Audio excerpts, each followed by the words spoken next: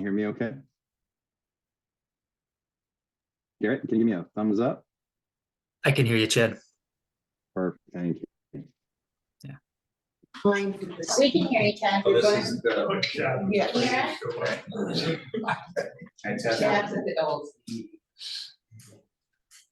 Chad? Yes, ma'am. Why don't you Okay, share I just wanna make sure you can hear us. Dawn? We're gonna leave them 3 minutes to speak. Oh, somebody just muted the room. There we go. So 3 minutes? 3 minutes.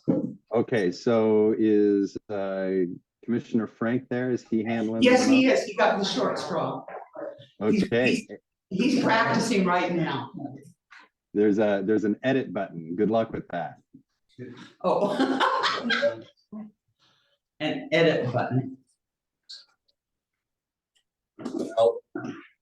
Okay. Do you need help, Dawn?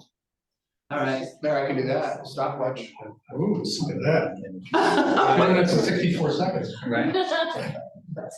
So just push Okay. start. That's right. You can do that. If you're kind of backwards. Will that work? Whatever, just so that we have it going.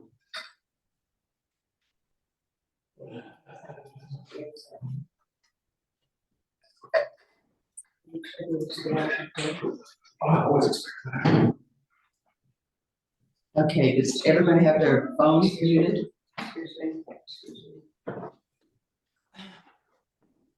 Reminds me.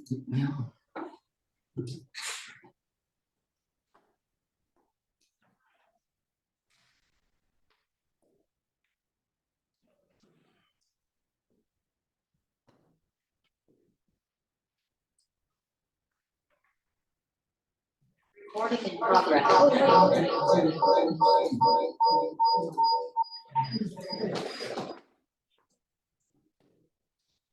Is Judy here?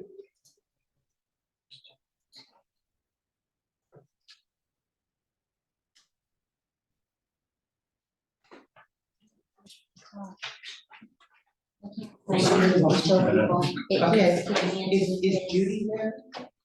You don't know? Chad, is Judy on your screen? No. Okay, okay, but is Garrett there? Okay. It's gonna be an interesting meeting.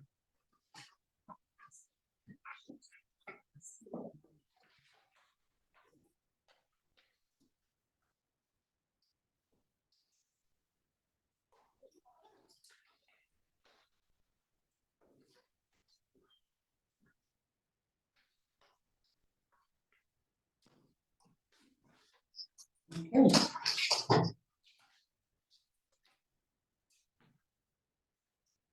Ready? You got everything going? Let me go right here. He's gotta do it. Okay. Are you ready, Chad? Chad? Oh, this is gonna be, are Yes, you ma'am, ready? I'm ready. Yep, we're Okay. ready. All right. It's 6 o'clock, and I call the meeting to order of the Deer Park Planning Commission. Present for staff is Angelina and Chad and Garrett, I believe. Commissioners, Judy is not here. We received a request to excuse her. Do I have a motion to excuse? So moved. Terry has moved. Do I have a second? Second. Second from Russ. Those in favor say aye. Aye. Those opposed say nay. Okay, Paulina is not here. They should be here. All right, we have a consent agenda. The minutes from September 14th, the financial report from September 23rd. It did change. There is a correspondence, a letter from Tom Thies that's just very short and has to do with the trees. Do I have a motion to approve the consent agenda as presented? So moved.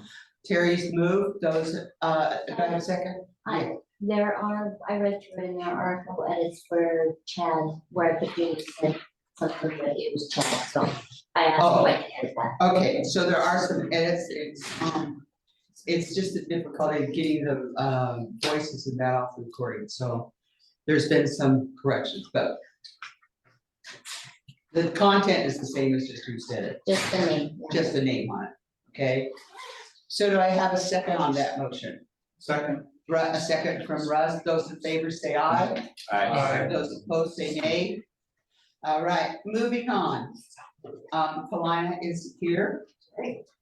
The staff report. Do we have anything from Angelina? Do we have anything from Chad? Not tonight. Not tonight. Do we have anything from Garrett? No, thank you. All right. We have the goals list. Are there any additions, corrections, concerns with the goals list?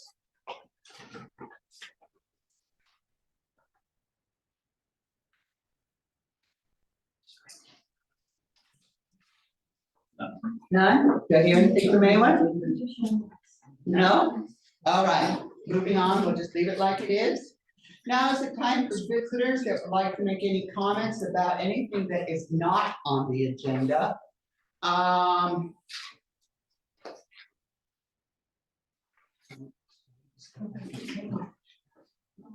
Jenny Hamer, you're just, okay.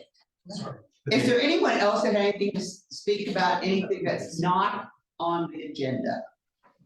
I would like to say something if that's possible. Oh. All right, I'm sorry, I can't see you, Tom, so. Oh, hang on. No, I can see you now, I just don't know. Okay. that you're there. All right, Okay, we do have your piece of correspondence, but go ahead. okay. I'm glad you have that. Really, I wanted just to say that I commend everyone that has worked on this. This is just, it's a super ordinance. It's not, it kind of scared me at first because everyone was kind of talking about Cannon Beach ordinance, and it is so restrictive, it's almost impossible to go by. But that's really all I wanted to say, and just to have you look at that and see what you think about it. So that's all I have to say. Thank you. Okay, thank you, Tom. All right, is there anyone else there? Assuming there's no one else that wants to speak? Chad? Okay. Yes, ma'am. Who do you sign in? Well, you signed it when you came in. No, I didn't. Okay, all right. All right, moving on then. Yes, it was right at the top of your first sheet of your packet. I got so much paper going around. Okay, you should have it. Okay. All right, you got it. All right. Mine was rained down. Okay, so,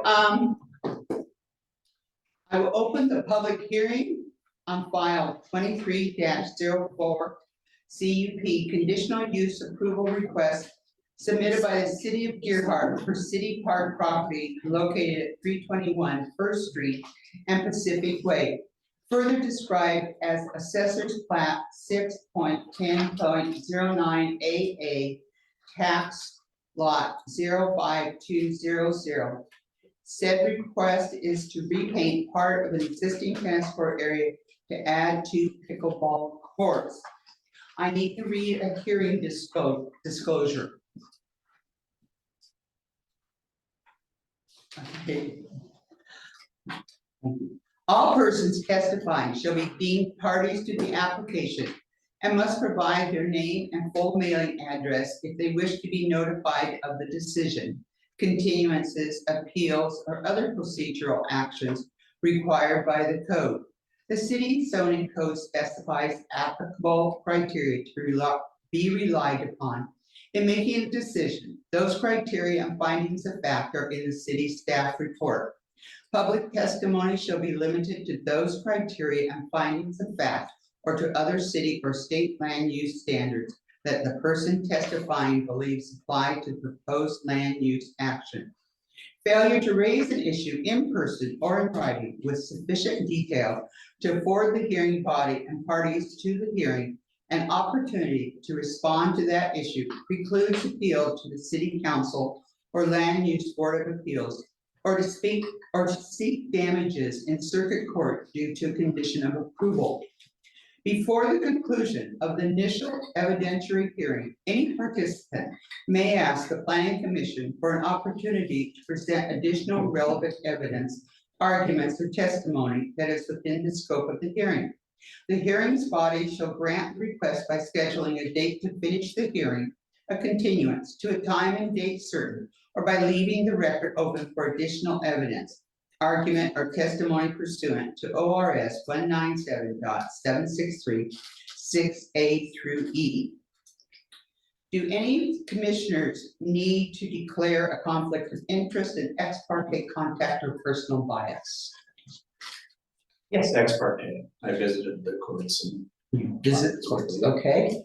Paulina? I have previously voted at the council level on this issue the first time. I don't feel any bias towards them. Okay, okay, and Excuse me, yes, John. I may have some bias, I'm not quite sure whether this is considered bias. I live almost directly across from the courts. So, you know, the noise issue is something that impacts me personally. I don't know if I should recuse myself from the vote or not.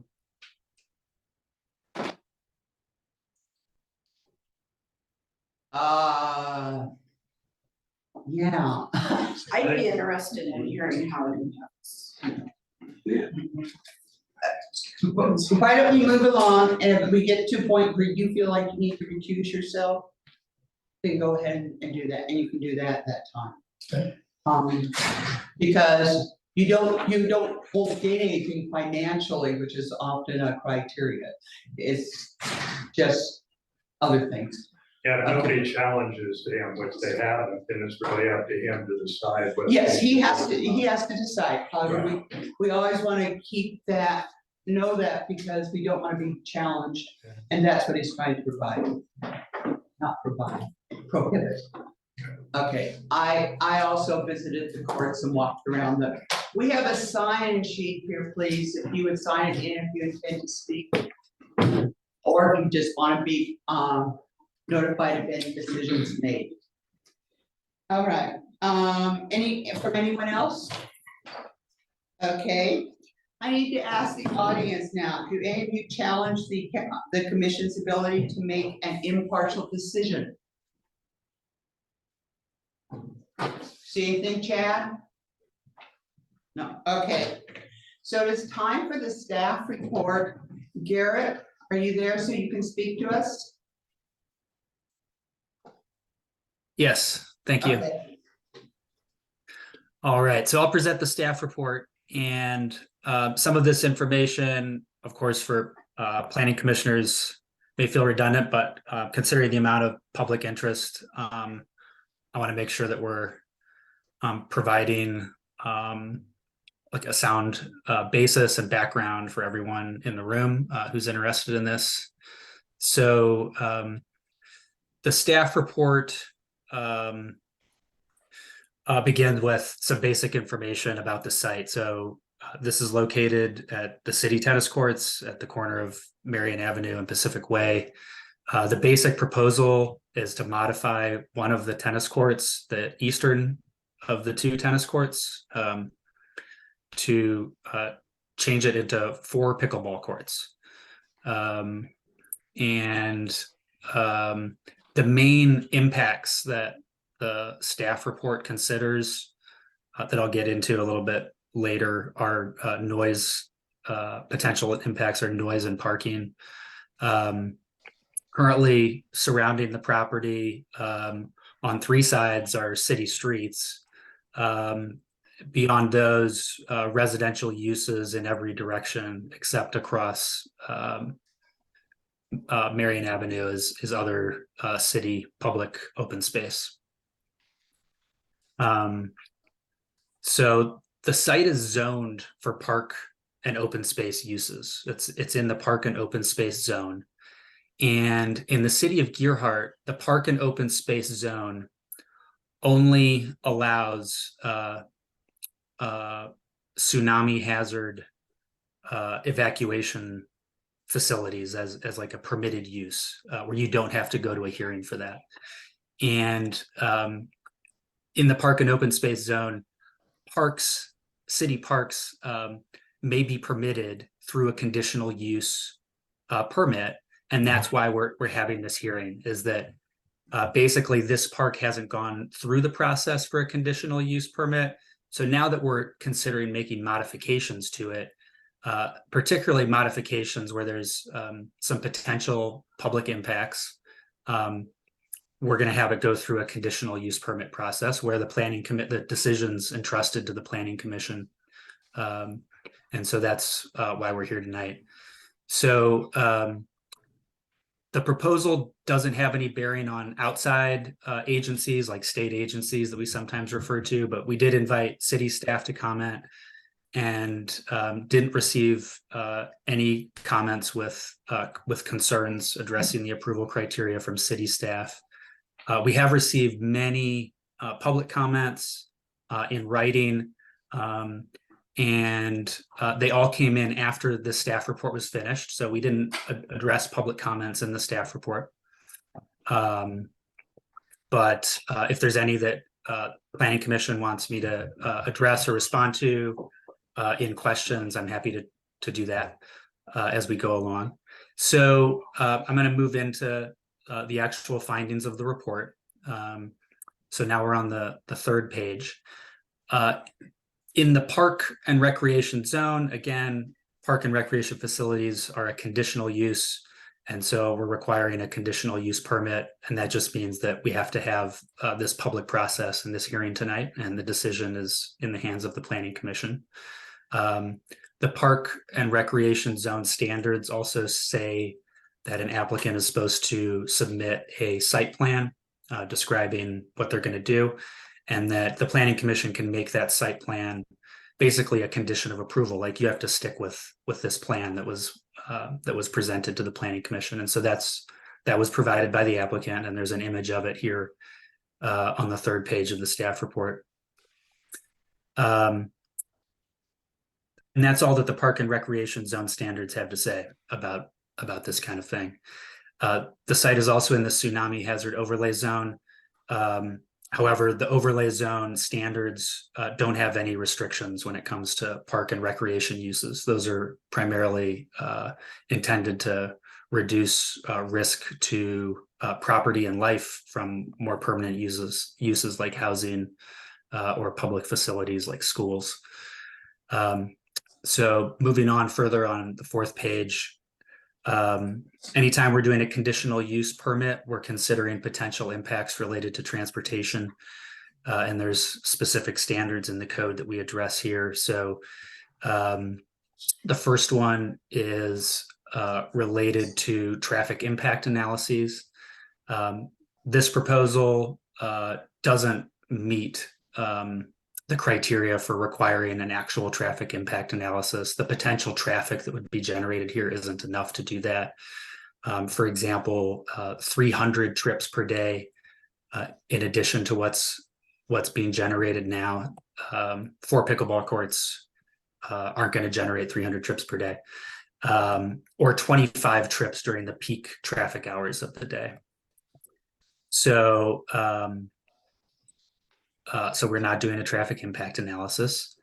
Moving on to street access and spacing standards, the existing driveway is in an appropriate location that meets the criteria of the code. So there isn't anything to be done there. When it comes to parking and loading, the zoning code doesn't provide an actual parking requirement for public tennis courts or basketball courts or pickleball courts, the kinds of things that we have on this site. The zoning code does provide that the Planning Commission can create its own standard based on the requirements for similar uses. There is, interestingly enough, and in section 6.060 of the zoning code, a standard for private tennis courts where 2 parking spaces are required per tennis court. So that could be used potentially as the basis for requiring 2 parking spaces per pickleball court, for example. Alternately, the planning commission could find that that parking is not required, that when that requirement for 2 spaces per tennis court was adopted, they specifically used the word private or commercial tennis court and excluded public courts. And so that's that's the end of it.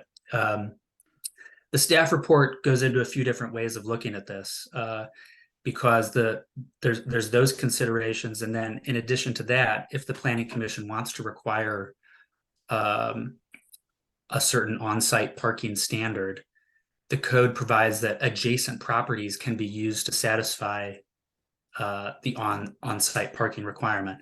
And because this site and the adjacent streets are owned by the city of Gearhart, and there's at least 18 street parking spaces adjacent to the site, it could also be a reasonable finding that that those on-street parking spaces could be used to satisfy any parking requirement that you create.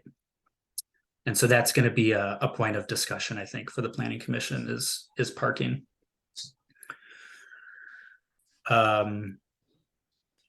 Finally,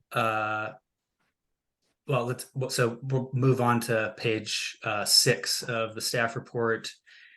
And this is the actual specific criteria for approving a conditional use. And it starts with the finding, or that the planning commission has to make a finding if they're going to approve this, that the proposal is consistent with the policies of the comprehensive plan. And so staff reviewed the comprehensive plan and other plans that are essentially part of the comprehensive plan, like the park and recreation system master plan. And in my reading of it, as you can see in the staff report, provided you with draft findings that the proposal is consistent with the policies of the comprehensive plan, particularly related to the development of outdoor recreation facilities for both the public, residents and visitors, and encouraging the private contributions towards the development of park and recreation facilities. The Park and Recreation System Master Plan discusses this site, and there's a way of looking at this that is in the staff report, which is that it's basic. It seems like it's open-ended, like you can use this site for pickleball, tennis courts, and we know that the city needs potentially more pickleball courts, and those could be provided at another site in the future.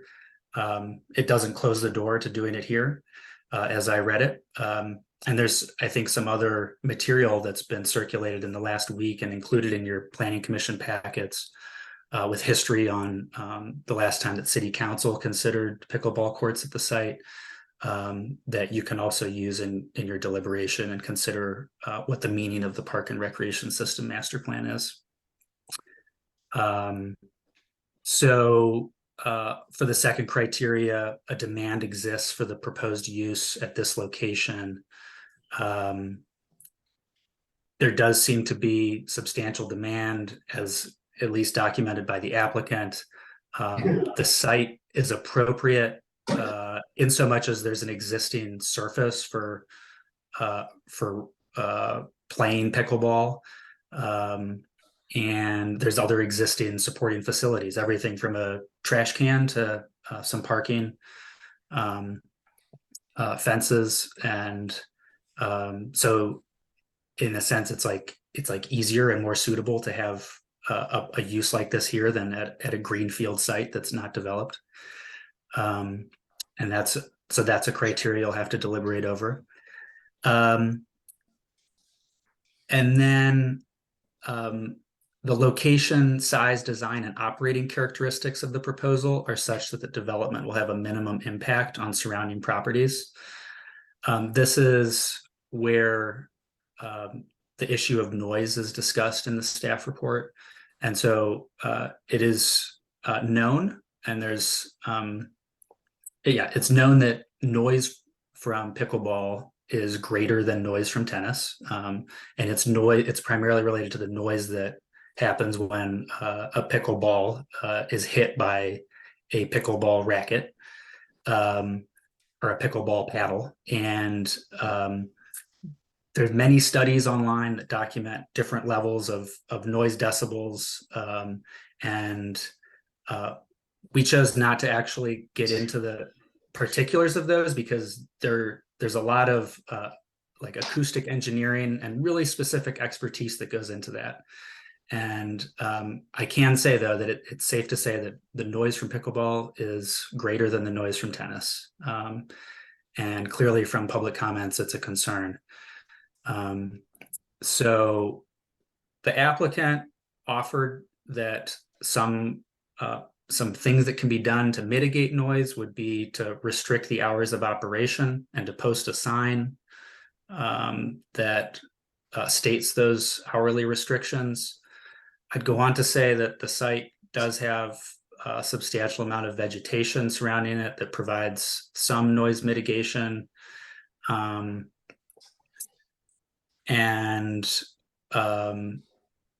that's the extent of the mitigation that's discussed here. And the Planning Commission does have the opportunity to make findings that this proposal is not appropriate based on the impacts from noise, or to find that the proposal should be approved, but based on some set of conditions that need to be implemented to mitigate noise. So the fourth criteria that needs to be met is related to traffic. The use will not generate excessive traffic when compared to traffic generated by uses permitted outright, and adjacent streets have the capacity to accommodate the traffic generated. So there's some specific data that we provided in the staff report supporting a finding that adjacent streets have the capacity for any traffic that could be generated by 4 pickleball courts. And when it comes to comparing the traffic that will be generated from 4 pickleball courts to the uses that are permitted outright, which is temporary post-disaster shelters, debris storage, and heavy equipment storage, we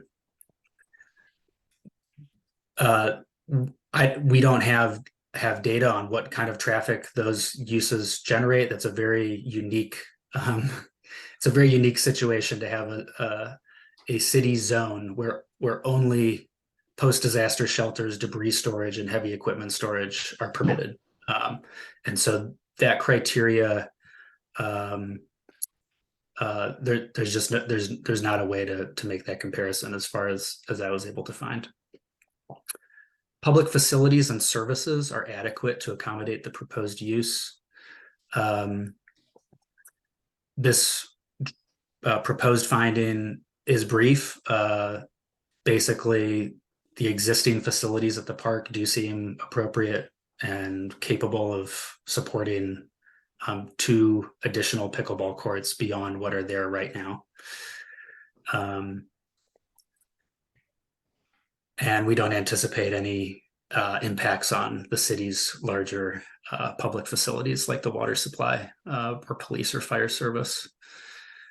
And finally, the site's physical characteristics in terms of topography, soils, and other pertinent considerations are appropriate for the use. This is typically a criteria that comes into play in a really important way with new greenfield development, for example.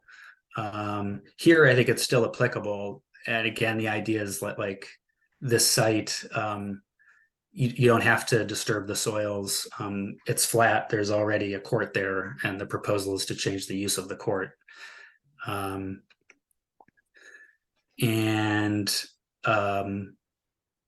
the site has adequate area to accommodate the proposed use, and that does seem to be the case. The Planning Commission will deliberate about parking, and that's relevant to this criteria number 7. So finally, if the Planning Commission chooses or is headed towards approving the proposal, there's conditions that can be placed on it. They have to be related to the approval criteria. And the staff report suggests specifically considering conditions related to parking and noise, if any. But the planning commission can make additional findings in that regard. And so the conclusion of the staff report recommends approval. The options in terms of the final motion that's made are to approve the conditional use permit based on the findings in the staff report with conditions of approval as may be modified by the commission, to continue the public hearing to a time certain date if requested by a party to the proposal or the commission, or if requested by a planning commissioner, or to deny the application, stating why the proposal does not comply with the criteria that were reviewed here, or some other criteria that you identify that you think are important. So that concludes the staff report, and I'll answer any questions as we move on here. Questions, John? John, questions? Yes. Terry, yes. It appears to me that when you made your staff report, you relied mainly on the park plan and the comprehensive plan. Did you take into account any input from the neighborhoods or the citizens of Gerhart when you prepared your plan? The public input that you have in the record there all came in after the staff report was completed. Did you take into account the impact on property values around the pickleball courts? No, the staff report did not consider impacts on property values one way or the other, whether they would go up or down or by how much. Would you want to buy a house next door to a pickleball court that's open from 8 to 8 during the summer? I haven't considered that question, and the staff report didn't address it, and I'm not gonna answer right now. It depends on a lot of factors. It could, Do you think the fact that pickleball has become a regional pickleball site, according to a quote in the Astorian, quote, players from Portland, Astoria, and neighboring cities, New Haven, and even Tillamook had a chance to play pickleball on Gerhart pickleball court? Gerhart has become a regional site to come and play pickleball. Did you take that into consideration when you made this staff report? I took into consideration the comprehensive plan policy that says that that encourages the city to develop park and recreation facilities for residents and visitors. Have you ever been to Gerhart? Yes. How many times? I'm not sure, many. Okay. I've stayed in Gerhart too. I've had family friends that own property there. I'm not sure if they still do. I understand that comprehensive plan provision struck me as, well, it was surprising given many of the other comprehensive plan policies that tend to discourage development that's geared towards visitors. But there is that one, and it says that, so. I have nothing further. Okay, Terry. Russ, anything? Alana, you have anything? I don't have any questions right now. Okay, I have a question for you, Gary.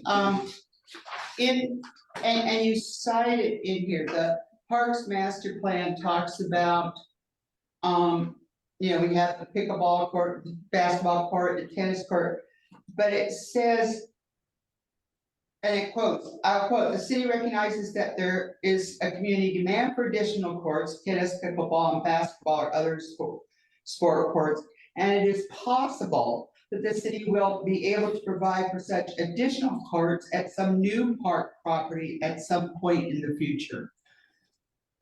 I'm wondering, is there a conflict here? Yeah, so when I read a policy like that, I try to just read the words and what they say, and you all, if you have more history or understand the intent of that policy from your time serving on the planning commission or on city council or being part of the planning process, you might have more insight there. When I read it, it's not much of a statement.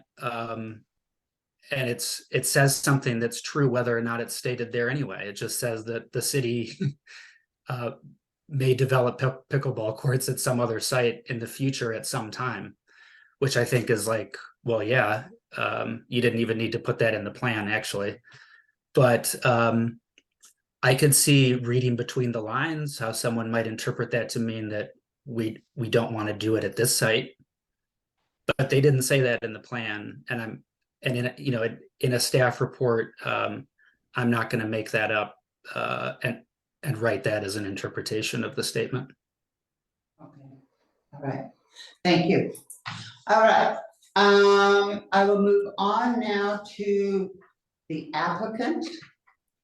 So if you will give your name for the record, your address. Did you do anything else? That's it. That's it. Is it okay if I? Yes, and you may use the podium. Thanks.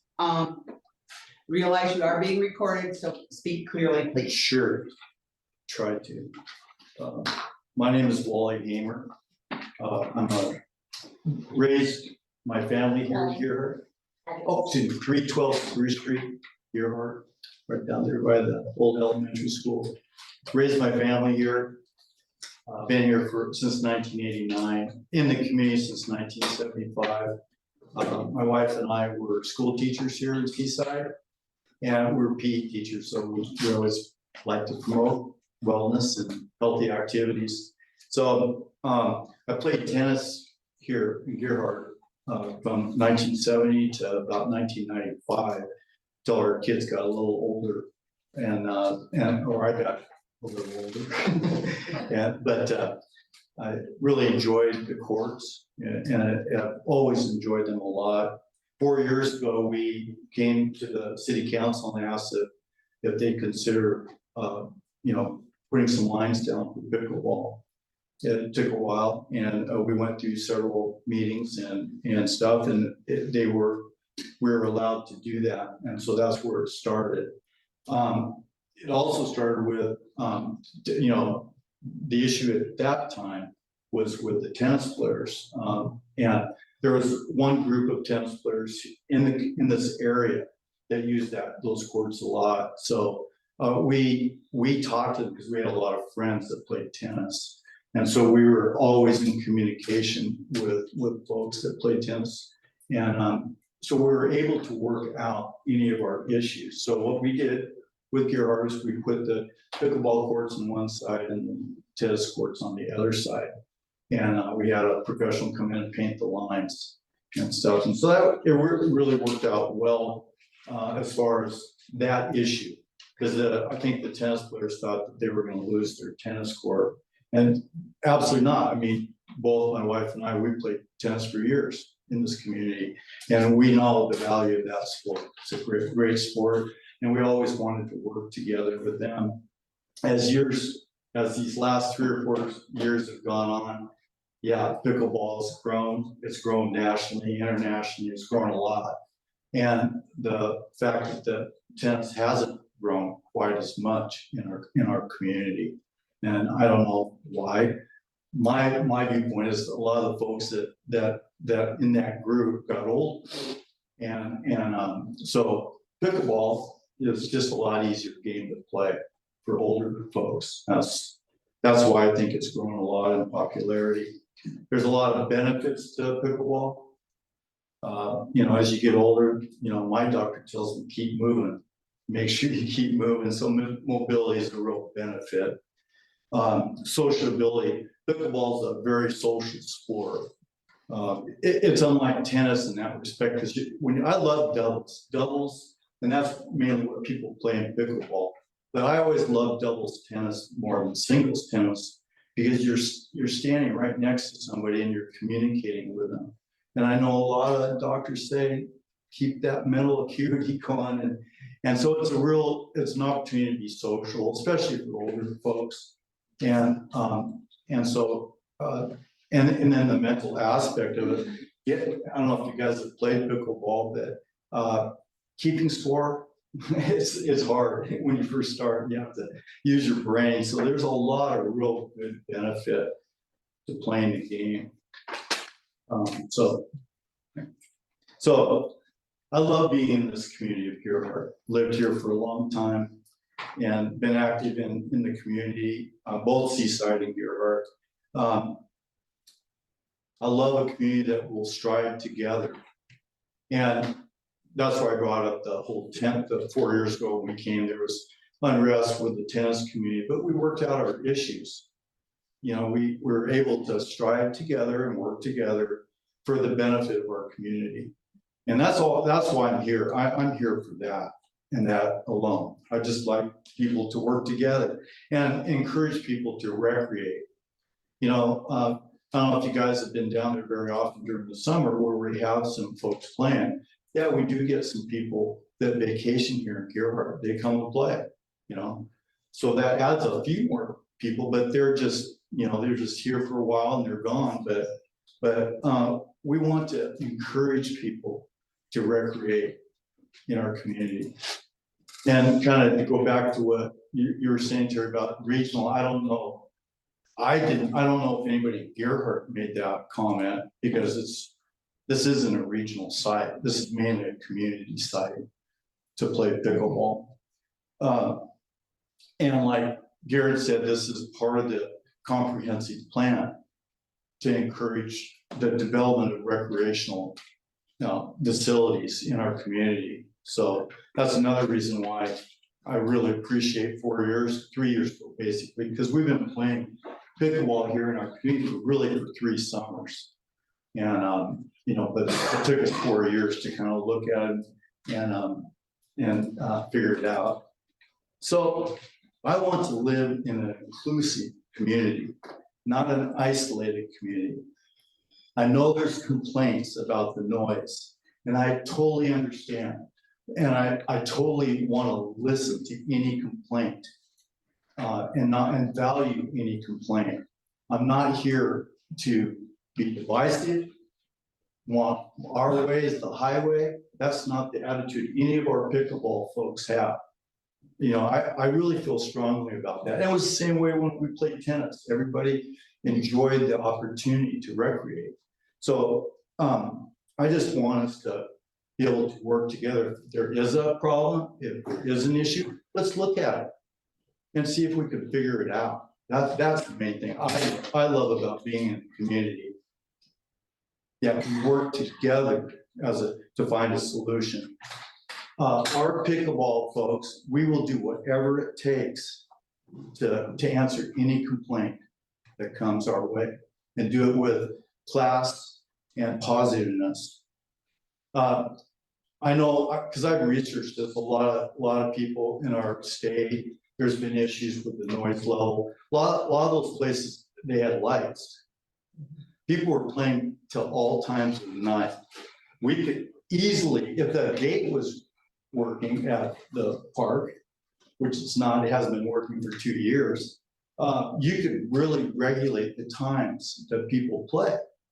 And really, you guys, this is a seasonal sport. We can't play there probably six, 7 months of the year. So it's more seasonal than anything else. It's not for that reason. We can't, like I said, we can't play at night, and we wouldn't want to, because I understand the noise thing and understand that we're in a neighborhood, but it is a public park. We would do whatever it takes to help reduce the sound, like was mentioned. You know, if that meant saying we could play from 9 to 5 or 10 to 6 or 10 to 4, whatever the planning commission, whatever regulation you guys want to do, you know, or I've seen some places where they put those grids inside the fence to lower the sound. You know, I hate to say this, but it's going to happen. USA Pickleball has listened to the complaints. USA Pickleball is one of the top organizations, and they're coming up with a ball that isn't flat. And so I think that's a real positive move on their part. Well, part of living in a community, there are all kinds of sounds. I walk Gerhardt a lot, and I hear birds, I hear elk, I hear motorcycles streaming through our city, I hear trucks down the beach pulling through our city. I hear kids laughing at the new park. I hear people in their backyards talking and laughing and having fun.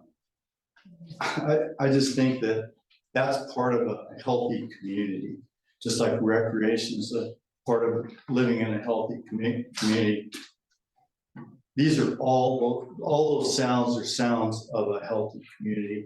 So our proposal, which was, Garrett did a really good job, our proposal is to put 2 additional courts on one side and leave tennis alone, because we want, we've communicated with all the tennis people in our community, and that's what they've said. Adding more pickleball lines on a tennis court just really messes up the tennis court. So if we could keep it all on one side, leave tennis for their activity, I think everybody would win. But I think we also have to value the complaint of the noise, and we're very willing to do whatever that takes. Well, I've been living here in our community for about 50 years. I've spent a lot of time working on fields for kids, developing ideas for our community for recreation. And I'm just really proud of our community and the care they take. For me, like I said, I don't want to promote anger. I don't want to promote, I'm not promoting divisiveness. I'm just trying to promote recreation, an opportunity for all people to recreate, older, younger. I mean, my grandkids started playing pickleball when they were 5 and 6 years old. So that's what we're here for. And we'll do whatever it takes to help with that and work with you on that. So appreciate the time. Thank you, Mr. Tabor. I like your purple Post-it notes. Do any of the commissioners have questions for Mr. Hamer at this time? Paulina? You mentioned something about sound and buffering. Yeah. Could you describe that again? Well, I've just gone to other tennis facilities, mainly tennis facilities, but it would work really good for pickleball facilities where you put the slats inside of the chain link fence, and that inhibits the sound. Plus, the one other little thing that I'm not sure if Garrett said, we're asking for the east side. We're actually on, if you look, it says the west side. And this is a suggestion from the guy that does your resurfacing and they put the lines down. His name is Alex Havens. He suggests it goes on the west side because when the courts are on the east side, there's that wall right there. It just echoes off that wall. The noise echoes off that wall. But if you put it on the other side, you guys have really good landscaping around that. So I think it would help, or the buffering might help too. You know, with any solution we could come up with, the buffering might really help. I have a question. Sure. How do you equate? Can I say something really quick? Yes. Can we make sure that nobody talks over each other? I had a really hard time with minutes last time. When people talk over it, it mixes, and then I don't know who's saying what. Barry? How do you equate the sound of birds and laughing children to pickleball sounds? That's difficult for me. Okay, well, I understand what you're saying. There's a higher decibel, but if you walk around Gerhardt, there's all kinds of sounds. You know, and that's, you know, it's kind of how you look at it. But I understand pickleball is louder than. There's also people that. Liz. Oh, sorry. Yeah, so that's a good question. You know, you probably can't quite equate it, but it's the same idea. I mean, you know, you go down the beach during the summer. My goodness, there's a lot of sounds going on. But there's a difference between a sound on the beach and a sound across the street from a house. Yeah, well, like I said, you know, I think there's ways that we could help with that.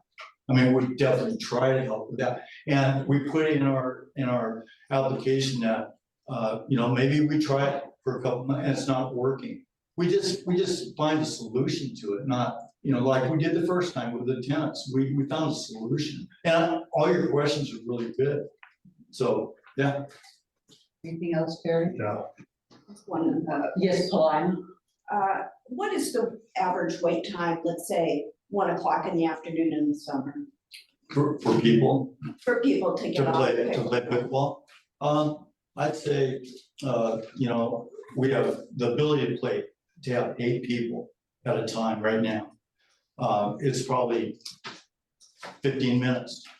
That's the average wait time. That's why we're coming to you, to be honest with you. The wait time takes a while to get on the court.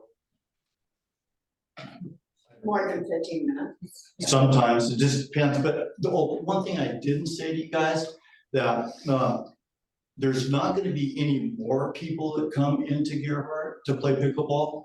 We're just trying to help the people that do come, that are coming right now, which, if there's 20 people on a court, or 20 people there, Excuse Can me, we not talk, please? if there's 20 people there playing, so you got 8 playing, that's 12 sitting out. So there's 4 people that it might take them 30 minutes to get on. Now, so it's a long way, but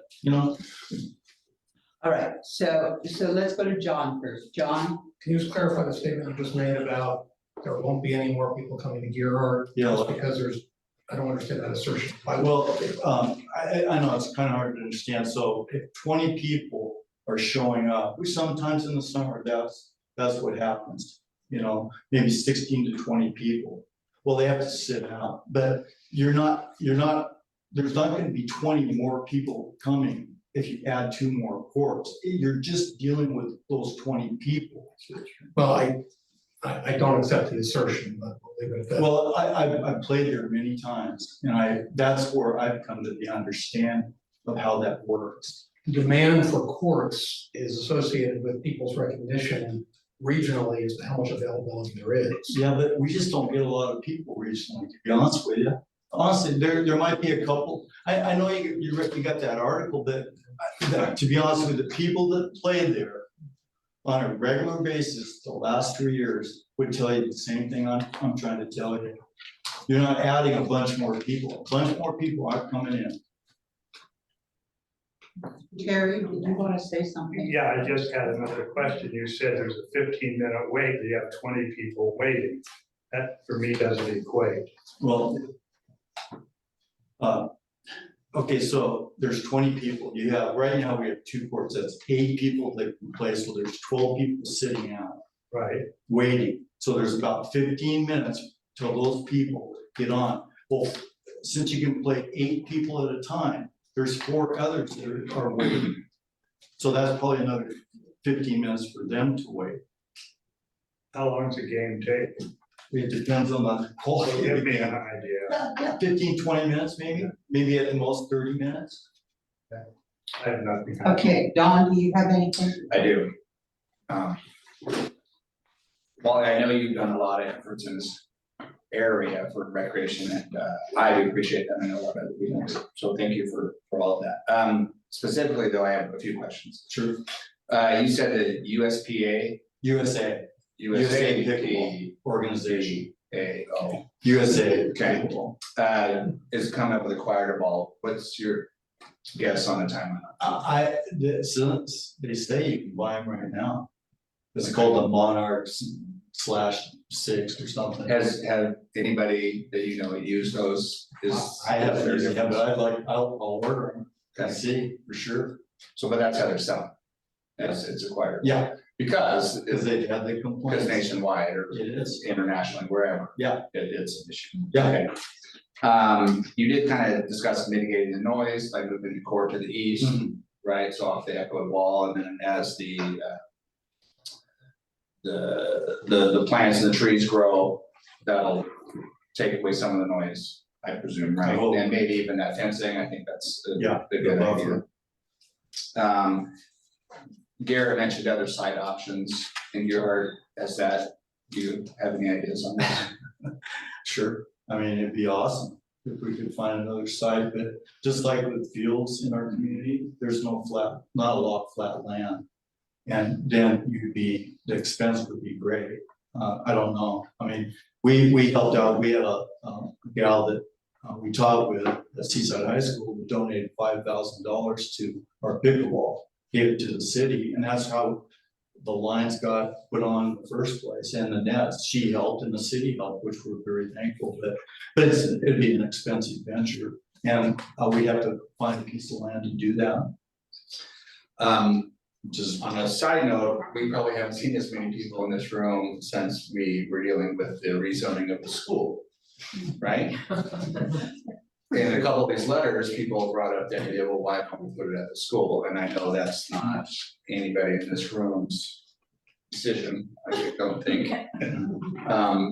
But that is an option that has been talked about in the past, is a school being used for recreational purposes, but that's a side note.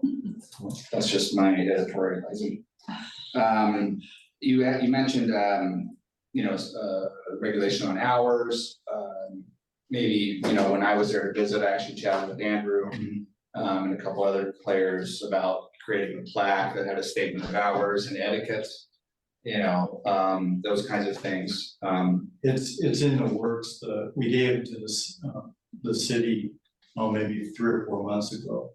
And I talked to Chad about a couple of weeks ago, and he said it's almost ready to signage to explain the etiquette and the hours. And I think that's definitely you guys, it's your call as far as the hours. The city's calling the hours, to me.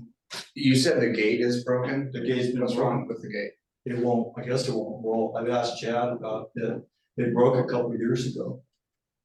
It's been 2 years since they locked it down, because they were locking it down at, I think Jeff was locking it down at 8 PM. So that'd be my next question, is who would be responsible for locking?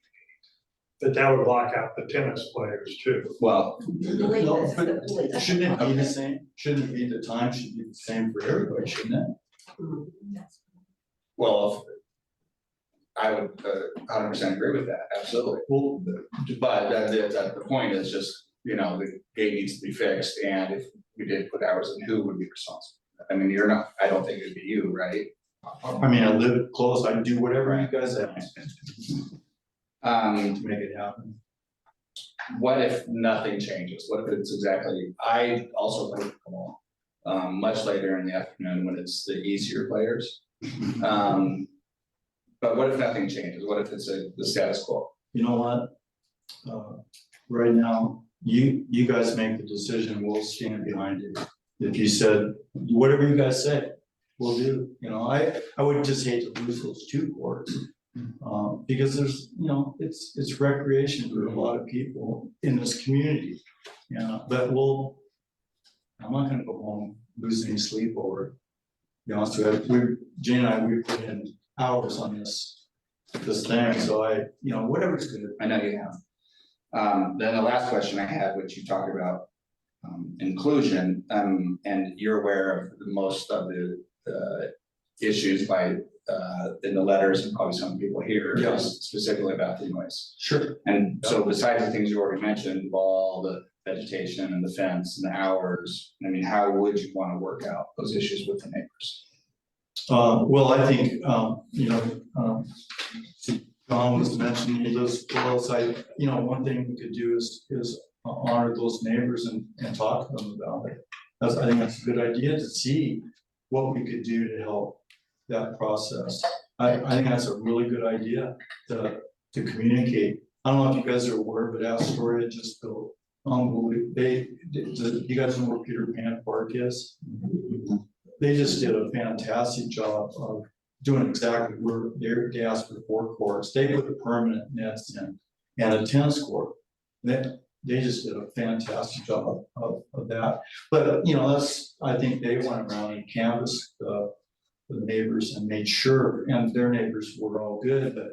But I think we need to value what the community is saying, the people are saying. That's the way I view it. We got to look at the whole picture, not just pickleball, not just noise. We got to look at the whole thing. I think that's why we're here. That brought up one more question. So can you explain the difference or the benefits pros and cons versus 4 permanent courts versus, let's say, just replicating on the west court what is already on the east court. Yeah, well. It's a hard one. I mean, of course, the best thing would be to have 4 permanent courts. But, you know, that is not a killer. If you guys say, no, we don't want 4 permanent courts, that's not gonna wreck anything. You know, if we had 4 lines, we just do what we've been doing. The city has paid half and we paid half for the nets. That, you know, that donation that was made. That's what we've been doing the whole time. But what, again, I think, I don't want to speak for everybody, but, you know, we're just here to see if something good could happen. And if it's 4 permanent nets, fine. If it's 4 temporary lines for courts, fine. If it's 2, we, you know, those 2, it's good. Okay, thank you. Okay, Don. Russ? No. I don't have anything? Oh my gosh. Yeah, I had a question. My head always goes this way, cost. Did- I know that the city got a grant, but I know the city got a grant to resurface, not to restrike. Yeah. So who is, Oh, no, I stopped and asked about that specifically because I was worried that we're gonna lose those. They said it was resurfacing and restriping, whatever. as it is now? Yeah, as it is As now. it is now? Yeah. But there's a cost if it's maybe not to restrike to 4 courts, but additional nets, the signage. Right now, there is at the court, there are 2 very badly faded signs Yeah. that say, I think it says tennis only, no skateboarding, but I don't know what else it might say on there because they're literally white, Those are really old. really old. So who's gonna pay for those? Well, like I've been saying all along, is that donation that came in, Right, we paid, she paid for half the striping okay, and half the nets, and the city paid for the other. That's how we did it before. okay. So do you have more funds Yeah, to help with, there's like 32, I asked Justine the other day, there's like $3,300 in there. It's not gonna cost okay, that much to put 2 more courts in. The resurfacing, unless you put the permanent nets in, that's the biggest cost. well, But if isn't you that what did- you're asking for? That's our ultimate. Okay. You're asking for permanent for pickleball courts. Yeah, but that's our ultimate. That would be great, but, you know, it doesn't have to happen that way. If you did the 4, just line the 4 courts in, it would be much cheaper. Okay. To go, because you're gonna resurface it anyway. You got the grant to resurface it. Alright, so up in Highlands, they have 2 pickleball courts. Garrett, sorry, it's more pickleball courts than Gerhard. And they put pony walls between the courts. My concern is that putting 2 pickleball courts side by side, they're gonna be wider than the current tennis court. They've got to be. Close. Yeah, you're right. Okay, but Maybe they- a little bit. Is that going to then start crowding, because if you have pickleball player going this way and tennis player going this way, Yeah, is, you know, I'm concerned about that. yeah, that's a good concern. I mean, we play all the time at, you know, when the weather gets really bad, we play indoors at Broadway and the nets are stacked right on top of each other. And, you know, I mean, you just don't run in to people, but that's the same kind of thing as what your example you're using with tennis and pickleball, but so, you know, that could happen. Yeah. I mean, yeah, it could happen. Okay. Not to burst your bubble, but according to the internet, an average pickleball game goes 30 to 75 minutes. You're saying the average pickleball game in your heart goes 15 to 20 minutes? Is that? But They're short, huh? Okay, so either, I looked it up because I'm gonna, how long is it? It's a good, yeah, look up. All right, Ginny, yes, there Don. can be differences that at your, you know, you play one game, you don't play a set. Hmm. So, Oh. like in mhm. tennis, a set, and then probably in proper pickleball, you play a whole set, that can, I think, take about that. My understanding, you play So- one game at a time and switch. So then I go back to Mr. Hammer. You just play one game or you play No, you play Like- one game to 11 right? and then you rotate.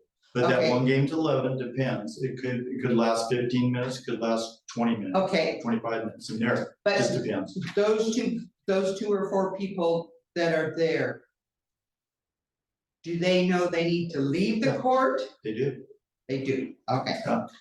Yeah, we follow the rules.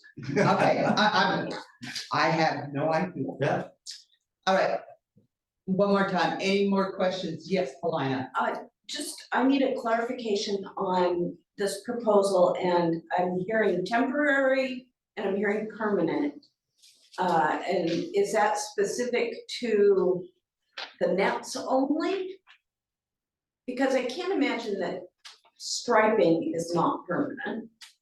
Yeah, the striping will be permanent. It's the netting.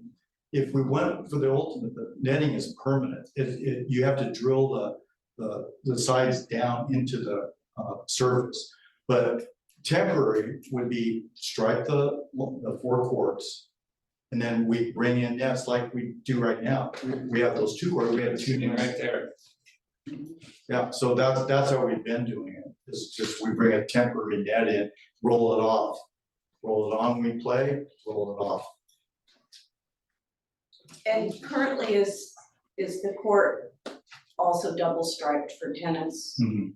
And so that's the reason that we're using temporary netting, in my mind. That's one, yeah. Part of the process back then. Well, it's cheaper, it's a cheaper way to go.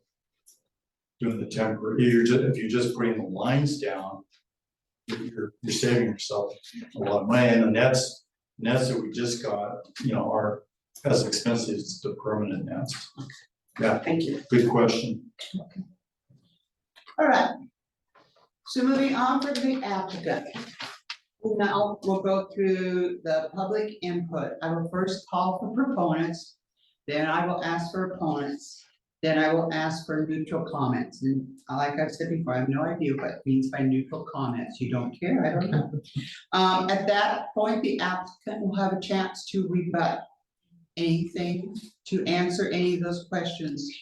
And then, depending on how it goes, I will continue or close the public hearing, and then the commission will have a discussion.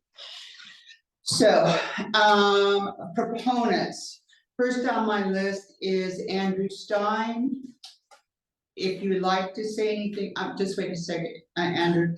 If you want to say something, please stand up at least. You don't need to come up to the podium. Give us your full name and your address. If you have written a letter, please do not read your letter.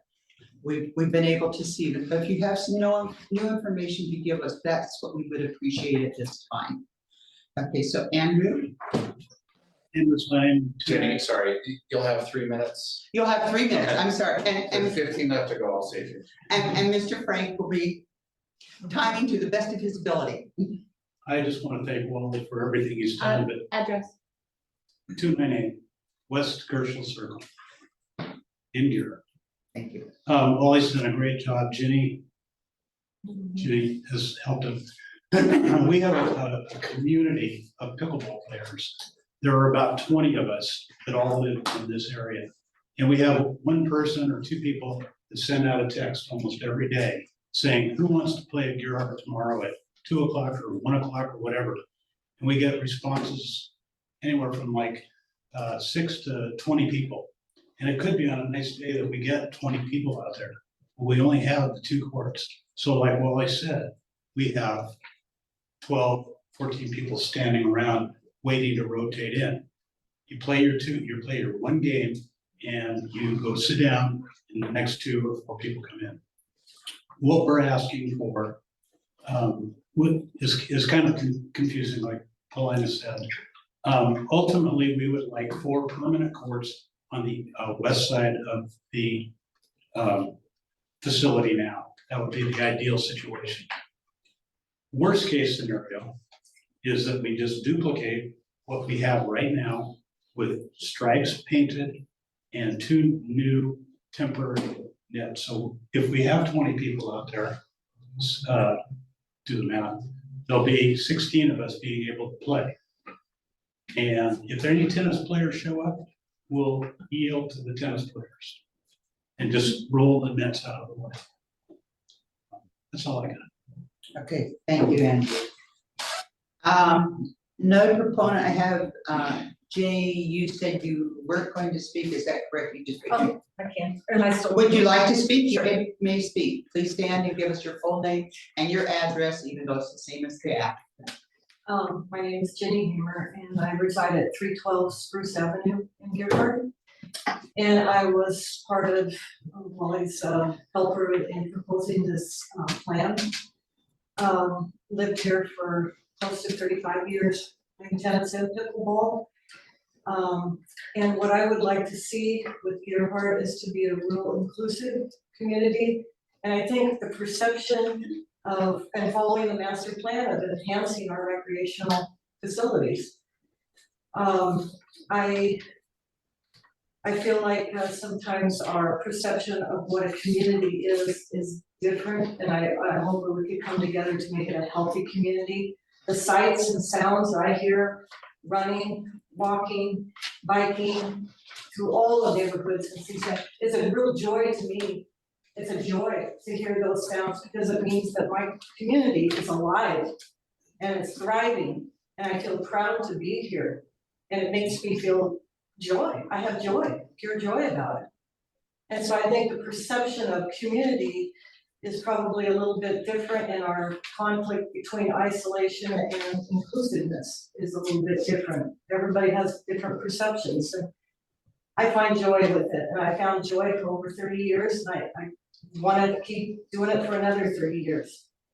And I thank Wally for all that he's done.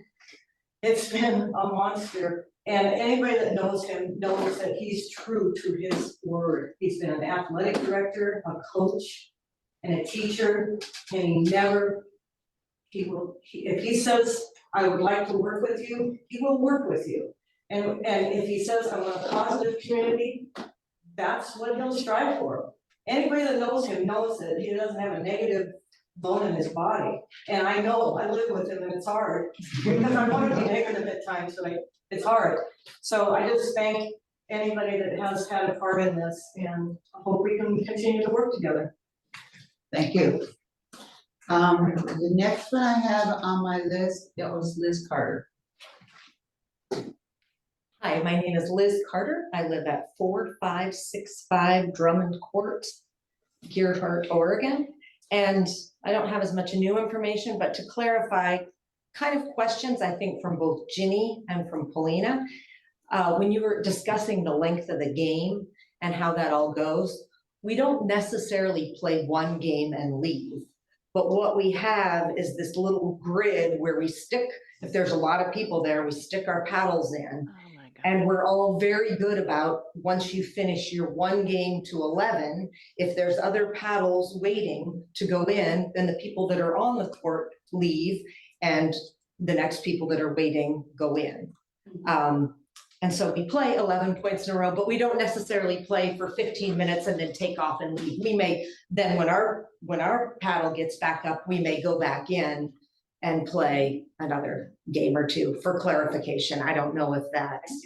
Okay.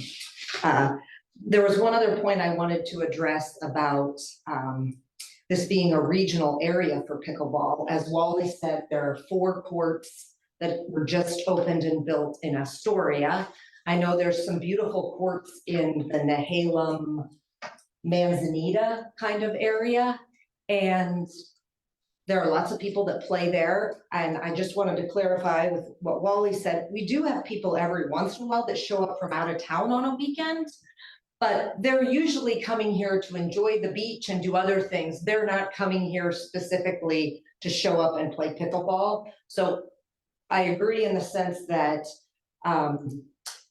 building more courts doesn't mean more people are gonna come to play pickleball. I think it's just people that are at the beach may sometimes come and join in to play pickleball.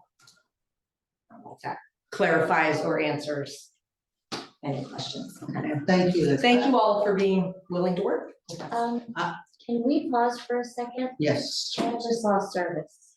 okay. So, Everyone breathe in and breathe out. Or whatever else you want to do. I'm back. We're good. Keep going. Okay, you're back. Thank you. Liz, I had a question for you. Yes. How long have you waited usually to get a pickleball court? Well, it depends on the day, and we're all, Average, some days no wait. okay? Other days, if it's a busy summer day, you may end up waiting a while, but because we have this system to put our little paddles in, we usually welcome, you know, when somebody comes, they stick their paddle in and then they join the next game. And so you may end up waiting 15 or 20 minutes until your game comes up, and then your paddle goes to the end of the, you know, the thing that. Again, Other people that don't miss. I just was curious. All right, my next person I have, that's a proponent, Eric Friedman, is that right? Okay, if you please stand and repeat your name and your address. Eric Friedman, 454 West Herschel Circle. I've lived here since 2019. This is our home. I live in the community. I work in the community. I work with the residents. I work with their group, and I would want to know that it is a very social sport. It's a family sport. So I would like to just add that a lot of this is talking about our group of 20, but there's other friends and neighboring friends. And especially in the summer, there's lots of times where people will come down with their own group of 4 or 8, and they'll be on a court. So there could be 2 other people grouping court. We send out our group text of 20 people, and we get there and there's already 20 people there. And then we turn around and go home, which has happened multiple times. During the summer, you never know. So we try and play, we can wait 15 minutes. We have our system, but if someone comes down and they have a family of 4 playing, they're gonna stay on that court. We can't make them leave. They're not part of our group, and they may not follow our, you know, own etiquette. And to be honest, they go down with a family of 4 and they're visiting and they have a house here or something. They may not want to leave or, you know, defer their time off to a group of 18 or 20 that show up. Also like to address the temporary nets. One of them sitting's right there because it's broken. And that's what all the temporary nets will do in a year. Because there's no place to store them on the inside. And so they just get battered by the weather. The additional advantage of what Wally said, and he did a tremendous job, and I want to personally thank him and Ginny, is that having 4 permanent courts allows the free use of the other tennis court without allowing, you know, 3 people, maybe 3 groups playing pickleball, then someone wanting to leave if a tennis court player comes. Again, we would be willing to do that, but we're not the only ones that play there. Lots of other people play there who are residents, aren't part of a group, who are people visiting, or people have friends that come down. There's lots of people that have part-time homes here that come down. So I would ask, as a social and family sport, we also play with friends, neighbors, family members, I ask the commission to give this a strong consideration to Wally's proposal, and I want to thank everyone for their time and serious consideration. Thank you. The last one I have on my list, proponent is Evangeline Buckley. Hi, I'm Evangeline Buckley, 5363 Drummond Drive in Gerhart. I want to thank Wally and everyone from our pickleball community. It is a very, and all of you for listening, it is a very social sport. It's a very fun sport. It is a park area for recreation. I think all the points that I was going to make have been discussed. I was going to ask Wally, is it possible if four courts don't get approved, is it possible to do 3? So we'll take one more at least, because I have gone to play and there are too many players and I'm just sitting around waiting sometimes, and then I'll end up, if I don't have the time to wait, I end up having to leave because I have a commitment at home to our son, so I can't just sit around and wait for hours. So I'm a proponent, I'm in favor for more courts. It's a great sport. Come out and play if you haven't. It's really fun. Thank you all. Thank you. Is that all the proponents? Yes. Oh, are the proponents out in the Zoom world? We had I'm one not hand sure. raised earlier. Okay. Yeah, it was somebody with the name of DBPX. X1. Yeah. I'm an opponent. That's it. Opponent. Okay, so do we have any other proponents? Sorry, I can't, I'm not able to see anything, so. No, nothing there, man. All right. So not, and everyone else is either opponent or something else, right? All right. So the first opponent I have is Ellen Gadsby. That's me. Would you like to speak? Well, I didn't sign up to speak, but since so many others have. Well, your name is here. If you would like to speak, you may speak. So I'm at 873 Wellington. I am not a full-time resident. Wellington, where? Gearhart. Oh, okay. I've been there for Oh, you got- 45 years. Got it. I'm not a full-time resident. I'm here about half the time. I used to play a lot of tennis on the tennis courts. But injuries get to you, and I would like to play pickleball. I have nothing against pickleball. I think I'm all about sports. I'm all about people being athletic. All of that is fine. My biggest concern is, there are two. One is, I'm not clear about the existing tennis court. They're going to do the pickleball courts, move them to the west. This is the suggestion. And the existing pickleball or tennis court that has pickleball lines on it, will those pickleball lines be removed? Yes. Yes, okay, so if somebody's talking about if tennis people come, They have a tennis court to themselves. oh, and no pickleball going on, No. okay, well, that's very nice.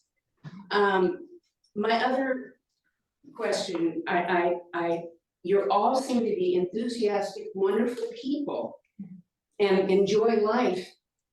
But I don't understand how you can disregard the noise that permeates the air. This is not birds. This is not a motorcycle that just goes by. It goes on and on. And I'm a walker. I see who's there. I see how many people are there. It's great. You're all having a great time. But what if you lived next door and your outdoor space is threatened? You want to go out for coffee in the morning. It's just, it doesn't stop. And I don't live there. I'm on Little Beach. But I think you really need to listen to the people who have written letters. I don't know if any of you who's had enough time. There were 40 letters written, probably in the last, 72 hours against having the pickleball courts. And most of them spoke to that because of the noise. And that's a community coming together, and we are a community. You pickleballers are part of the same community that the people that live by the tennis courts are part of. And so you can't disregard their wishes. They don't have a choice. They're there. They bought into tennis, but not pickleball. And so I hope that the commissioners, because you're the ones that are going to make the decision, will listen to what the comprehensive plan and the master plan say over and over in there. It talks about 15 seconds. the environment of your heart, the beauty of your heart, the natural parts of your heart, what we're here for. It's quiet, it's solitude, it's wonderful to go outside on your back porch, you're on your front porch. You shouldn't have to listen. Thank you. Thank you. The next one is Jerry. I can't read. Is it? It's Jerry Coffee. Coffee. Okay, and he's gonna decline. That's fine, that's fine. Is it COFFEY? Is EY? I'm sorry, it's just a little hard to read, so I'm going to fix it here. No telling whether they can read my writing either. Okay, next one I have on the list is David Russell. I put a letter in and you, I thought I was just noting my attendance. Thank you, David. Wilson Mark, Same thing, there's a letter. okay, all right, that's fine. Connie Colbert? Got that right? Yes, my name is Connie Colbert. I live at 323 South Marion. I too have been here since 1987. So I've seen the community develop. I have no issue with pickleball, except it makes a lot of noise. Now, there is a lot of vegetation around the court, this is true. And on the way to my house, there's even more vegetation, and there's a big hill. And we get all the way down to South Marion, and we still hear the pickleball. And the other day, I came up from Little Beach on South Marion, and I could hear it at the top of the trail. So the noise is there. Now, for me, the noise doesn't bother me that much, but I know it's a real irritation to people that are trying to have guests over and be outside in their yards. I can even hear it in my house when I'm home, and the pickleball, it took me a long time to realize that it was pickleball, because I kept thinking, well, the tennis, I didn't realize that pickleball had become so popular in Gerhard. And for those of you who play pickleball, I think it's wonderful that you do that, but you should know that the people that are instructing other people in the community that want to know, they're telling them Gerhard has open courts. So that's a problem for you guys. The other thing I want to say is about the time that you have to wait. I too taught and was an athletic director, and I've been in poverty areas. And what you do is you have to wait your turn. And in that case, like basketball especially, you wait your turn on the court. And when it's your turn, you get to play winners. You guys don't even have a winner thing set up, is what I'm saying. You just all leave, is that correct? Okay, so maybe you should think about that, putting it to a winter thing, and then at least you get more time on the court.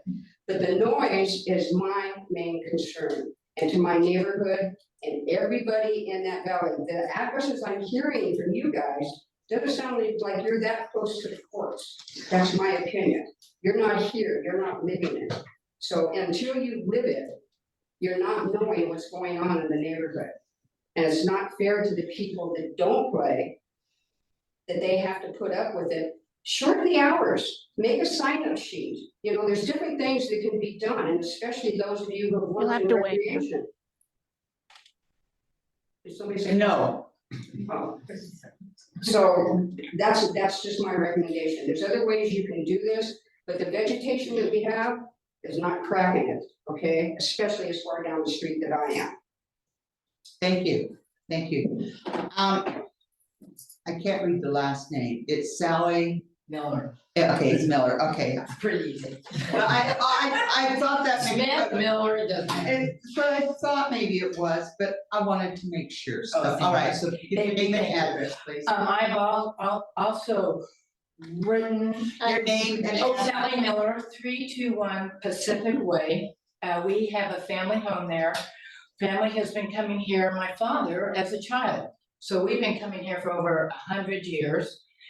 And we built that house 26 years ago, and tennis courts were there. And then fast forward, the water treatment came, and they were wonderful to work with because they realized it was an eyesore, and they did things to make it make the appearance look good.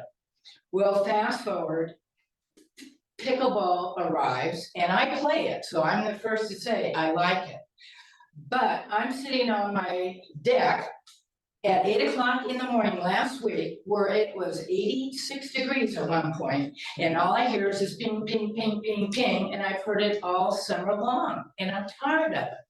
And so all of a sudden I'm hearing about 2 more courts, and you're right, the vegetation does nothing. Absolutely nothing. And so I just think in order to get along with the whole community, not just the pickleball people, because like I said, I like it. You have to keep things the way they are. And also, another idea is not at 8 o'clock in the morning, thank you. Maybe go from 10 till 5 o'clock, because we like to sit outside and have cocktails at 5 o'clock. And what do we hear? Ping, ping, ping, ping, ping. So, you know, you have to be respectful of the homeowners too. Okay, that's all I'm asking. Thank you. Thank you. The last one I have on my list is I think I have Ken or Catherine Murphy. They left. They left, okay, all right. There was somebody, They were. I know, there was somebody online. Oh, there's some, thank you. I told you, I forget. All right, so I have opponent out here. Chad?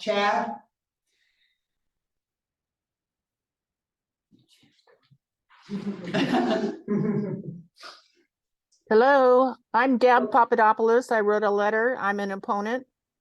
Please give your address. 1978 Ocean Avenue, Gearhart. Okay.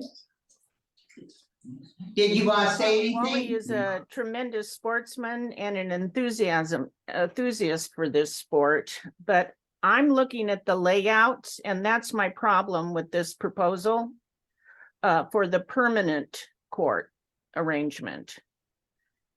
The permanent court arrangement has a 3-foot clearance on the west wall to the concrete wall to the first sideline of the first court, 3 feet between the two courts, 3 feet between this new fence that goes vertically throughout the entire tennis court. That's a 4-foot wall. I don't know if anyone realized that. And then 6 feet is taken off the sideline clearance of the tennis court. And the 12 feet on the west side is the only clearance that remains and is not touched. And so you'd say, well, with this new fence that runs north to south, that should keep the balls from going, into the tennis court. But I can see 3 feet is nothing when you're faced with that block wall of the Water Resources Center. I mean, I don't want to jam my shoulder into that. I've talked to Wally about this, and I thought that the second proposal that we're talking about, or an alternate, would be a temporary court striping over the second tennis court would be more agreeable, would keep the clearances as they are, full and wide for everyone. Just would have to figure out times and priorities for the tennis court. And I'm hoping that the planning people looked at this marked up site, the map for the plan. Did you reference it before you made any decisions on this? No decisions have been made. Has anyone looked at the plan that Wally provided or that I provided? Yes, we are supplied with all documentation, yes. I'm not hearing anyone. Do you have any other comments? I'm not muted.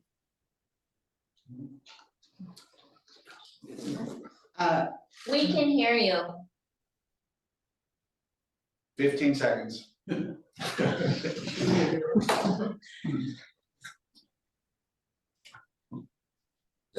then yeah,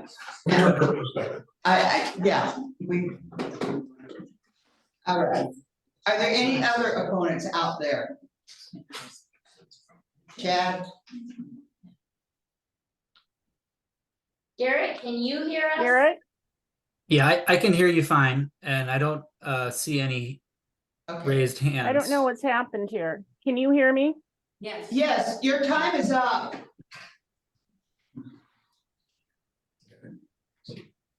Hello? Hey, Text her. I'll send Miss Papadopoulos a message with the Okay. contact information we have from her written testimony, just to Okay. let her know what we're doing, okay? All right, thank you, Garrett. You're welcome. All right. So now is the time, Mr. Hamer, if you'd like to make a rebuttal. Unless there's any neutral comments, I'm sorry. I always have to ask for neutral comments. All right, then is there anything that you would like to say further? Well, as far as rebuttal, I totally agree. I don't disagree with anything about the noise. And I understand what you're saying about people. Yeah, that to be live close. twice as loud now. Okay, but I can't, only one person can speak here, and what's behind you? No, it was, It's behind you. yeah, so, I mean, I felt Can you like. stand up so we can hear you? Sure. I just felt like, you guys, when we talked, when I talked, I was trying to say that we're in this together, we're listening to all the complaints, totally. So I want you guys to know that that's where we're at, okay? And, so that's one thing. And I talked to the gal that was on the computer, that talked to us. I think she has a very valid idea. She talked to me about 3 or 4 months ago about it. And so, again, I'm saying that we're not hung up on having 4 permanent courts at all. I just want you guys to know that there's no hang up on that, because one, we know it's more expensive and stuff, and there might not be as much flexibility. We have not gotten to this point, though. This is the farthest we've ever gotten with the whole idea. So I think that, I mean, Andrew pointed out that what our least is, and if we can get 2 courts back, fine. If we get 4 temporary courts, fine. If you guys decide 4 permanent courts, whatever works to the best for everybody. And any way that we could deal with the noise. So that's my comment once again, that we're here to work with people. Maybe you guys say no, but we're here to work with people, not oppose people. So I hope you guys feel that way. Mr. Hamer? Yeah. Stay standing. Okay. I have a question for you, and it's been repeated, and so I'm getting a different picture now. You have a group of, say, 20 serious pickleball players. And so you send out texts and say you want to go play pickleball, whatever, you show up. And you have a system. Mhm. Liz explained it very carefully how, okay, we just rotate through. Yeah. But then people brought up about people coming from out of the area. But those are visitors. Okay, Yeah. no, but that's where I see the problem, is not the visitors coming, but the visitors sitting on the court for 2 hours. They wouldn't sit. Well, they would play on the court, let's say. Do you see where I'm going? Is No. that you're saying you want to work with us and the noise and you want to work that out and everything else and the hours and everything. Mhm. And so we would say, okay, pickleball is only from 10 to 5, and your group would understand that. But with these other people coming in, Good question. will they care even? Well, they'd have to follow the signage. If we put signage up, Right, but who would enforce that? Exactly. well, Yeah. Guys, Everyone else is everybody talking. needs to be quiet, please. no, that's a really good question. That's something that we'd have to work that out. I don't know how you enforce it, Okay. but usually I know our pickleball folk, if it says 10 to 4, that's what they're gonna do. I don't have any doubt that you do Yeah. that. But it's the, like Eric was saying, you guys can't control second home folks coming down for a vacation No.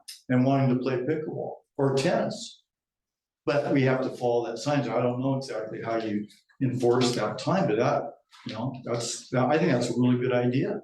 Okay. Mhm. Okay. Could I ask a question? Terry, you would like to ask a question? Yes. I would.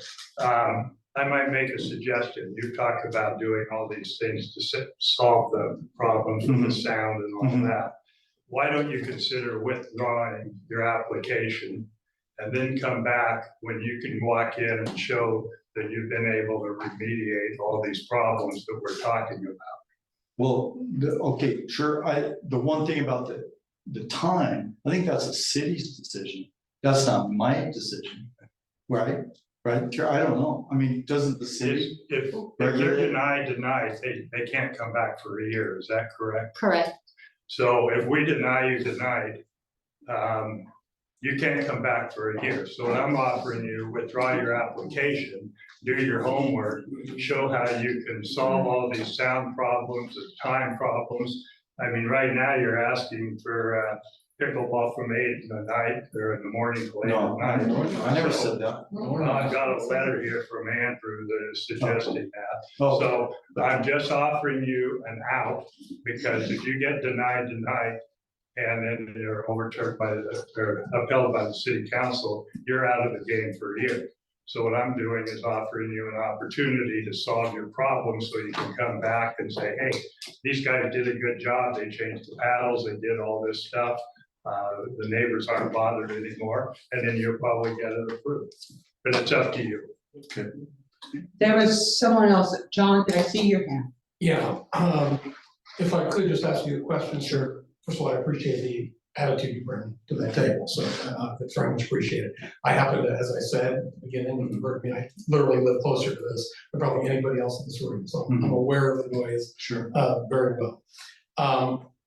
Are you potentially creating, in an effort to create a social environment for your group, which I much appreciate, compounding your own problem, like all coming in together? You know, you put the text out and you say, oh, let's all show up and have a good time together. If you said, let's just 8 of us at a time show up, and that's the 10 o'clock section, and the next 8 who want to play come at 2 o'clock. Yes, it's much less of a social event for you, but this is what queuing theory is about. I mean, this is, you spread out the demand on the courts, you may begin to solve some of your own problems.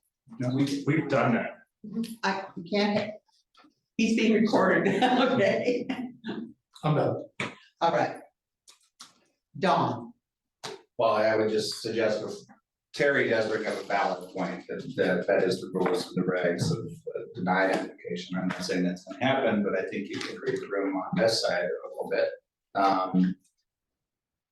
I think, you know, your sincerity with dealing with the neighborhood is real, and the neighborhood concerns are also real. So we're kind of at this impasse, is the way I'm reading it. And maybe it's a good problem to have, but if there's a chance to work with the city on putting some of those fence slats in, getting some experience with that new ball and that kind of stuff, and then talking to your neighbors and seeing how that goes. That, to me, seems like that's actually some of the stuff I wrote down, like recommend to have that kind of stuff happen, would be definitely in your favor. I don't think anybody's against recreation and sport and activity and exercise, but there is just, we also are concerned about what the neighborhood feels, right? And I know you are too, so. So maybe communicating with Chad Sweet about how to partner with the city on that is, and some of the grant money we suggested. And that's just my 2 cents. The grants, what I understand, the grant has been accepted. You know, the Oregon Parks and Rec grant, the city, I was talking to Christie the other day, and that's, so the resurfacing and the relining of everything is paid for. That's what I understand. that is correct. Yeah. Okay, Paulina, you want to say something? Question, if the grant is used just to repaint and resurface, does that require a conditional use permit? Questions for Garrett. No. Yeah, so if the intent is to repaint and resurface for changing the use of the court to pickleball, and that the nature of that request or that action is to change the use of the park to another park and recreation use, in particular one that has more impacts than the current use of that space. And that's, you know, in the spirit of what we're doing here is, yes, requiring a conditional use permit for that. For the increase to 4 over 2, but if the grant is used to just do 2, and keep one remaining tennis, is a conditional use required? To keep the uses the same as they are now? Yeah, so that you'd still just have a total of 2 pickleball courts, but they'd be permanently there instead of tennis. Is that what you're considering? No, Um, no, I'm just saying, if we decide to resurface using the grant monies and keep the existing 1 tennis court, 2 pickleball courts, does it require a conditional use? I wouldn't recommend that a conditional use permit be required in that case. Okay, thank you. And Ken, on the same. Russ is This is speaking. Russ talking. If you mentioned your nets, your temporary nets are broken, can that grant money, I don't know if it's for Garrett or for you, can the grant money be used, or was the grant money used to buy the temporary nets? We didn't have a grant when we first started 4 years ago. We, through the teacher at Seaside High School and through the city, we were able to pay for the striping of the 2 courts and the new nets. So it was a kind of duo work on it. I see. Well, Can I ask another question? Yes, John, I'm sorry. I realize this would not in any way address the goals of your organization, as you've expressed them. But if we're not inclined, if the potential vote might be against you here, because I think Paulina's question is, if we just leave everything alone, we can have fresh new stuff, then we wouldn't even be here. Another option would be that doesn't impact the noise really much at all, in a negative way, is that you get permanent pickleball courts, 2 of them in the same place the temporary ones are today.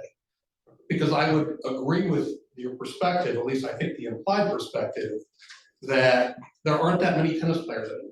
I watch, I'm right across the street. yeah, you're right. So maybe a good thing for you guys would be to get 2 permanent pickleball courts where they are now, that are properly lined, you don't have these double lines all over the place, it's easier to play. It doesn't impact the noise issue, we can use the funding to get permanent nets put in. So I just want you to consider that as a possibility, as a positive. Yeah. Would that mean that we still have to come back with that proposal? Is that like what you're saying, Terry? Yeah, I think if you sort out, you've got what, 40 people who've written letters against you.